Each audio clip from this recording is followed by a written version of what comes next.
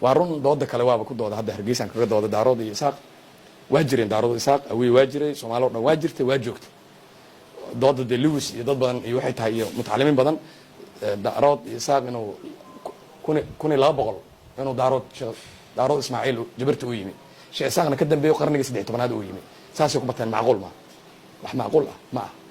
dad badan hadda waa kula soo dooday Sheekh Isaaq daarood waa joogaan anaga marka dood cusub oran doona hadda oo inaan markaan daraasay aadan arintaas u darsay oo waxa weey way la bilaabanayaan state formation aan ka qoray marka waa inaan historical ground sameeyo Sheekh daarood iyo waa jireen daarood iyo isaaq qabaa'il jiray ahaayeen laakiin Sheekh daarood iyo isaaq aan oo yimi anaga markay Soomaaliya yimaadaan culimo waaweyn Baghdad ka timid waa lagu abtirsaday qabiilka sidiisana dooda taagan ba waxay tahay yaa abuur culimada abuurtay islaamka hor Soomaali qabiil ma baahan wax iska socday ay marka culimo waa la culumeeyay culimo la hoos galay dahwiyana ayaga markuu arko ku dayda laakiin sheekh ma ahayn asaga sheekh ma lahayn ya asagu isu ma aha culubanimo ma aha